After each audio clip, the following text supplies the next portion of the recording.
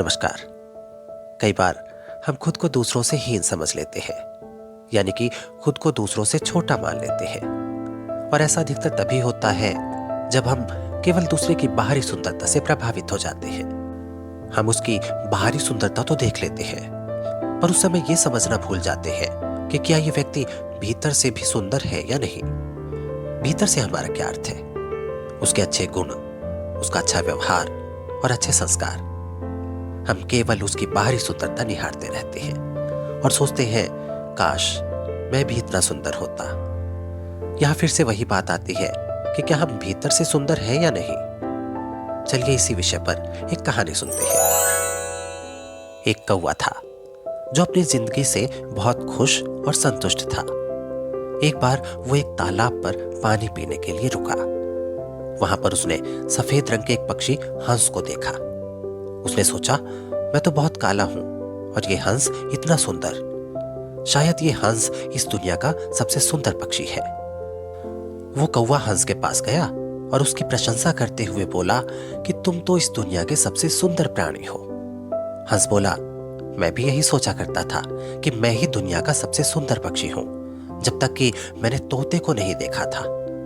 तोते को देखने के बाद मुझे लगा कि तोता ही दुनिया का सबसे सुंदर पक्षी है, क्योंकि तोते के खूबसूरत रंग होते हैं, इसलिए वही इस दुनिया का सबसे सुंदर पक्षी होना चाहिए। फिर कौवा तोते के पास गया और उसकी तारीफ करते हुए बोला कि तुम ही इस दुनिया के सबसे सुंदर पक्षी हो।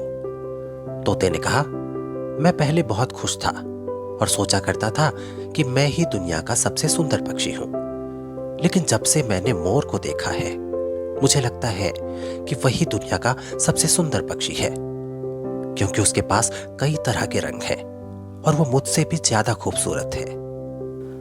अब कौवा चिड़ियाघर में मोर के पास गया और देखा कि सैकड़ों लोग मोर को देखने के लिए आए हैं। कौवा किसी तरह मोर के पास गया और उससे बोला कि तुम दुनिया के सबसे सुंदर पक्षी हो और हजारों लोग तुम्हें देखने के लिए रोज आते हैं, इसलिए तुम इस दुनिया के सबसे खुश पक्षी हो। मोर ने कहा, मैं हमेशा सोचता था कि मैं ही दुनिया का सबसे सुंदर और खुश पक्षी हूं, लेकिन मेरी खूबसूरती के कारण मुझे यहां पिंजरे में कैद कर दिया गया है। मैं खुश नहीं हूं और मैं अब ये चाहता हूं कि काश मैं भी तुम्हारी तरह एक कौवा होता, तो आज मैं भी आसमान में आजादी से उड़ता। चिड़ियाघर में आने के बाद मुझे यही लगता है कि कौवा ही सबसे खुश पक्षी होता है। ये सब सुनकर कौवे को एहसास हुआ कि केवल बाहरी सुंदरता ही सब कुछ नहीं होती। मैं जो अपने आप को दूसरों से हीन यानी दूसरों से कम समझता था, यहां तो दूसरे ही मेरी तारीफ कर रहे हैं। वो मोर जिसे सब पक्षी सबसे सुंदर मानते हैं, वो खुद अंदर से कितना अकेला और लाचार है। ये कहानी सुनकर क्या आपको नहीं लगता कि हमारे जीवन में भी कुछ ऐसा ही होता है? हम जिस बाहरी सुंदरता या भौतिक सुविधाओं की मृग तृष्णा में भागते रहते हैं, वो सुंदरता और शांति तो हमारे अंदर ही छुपी हुई है।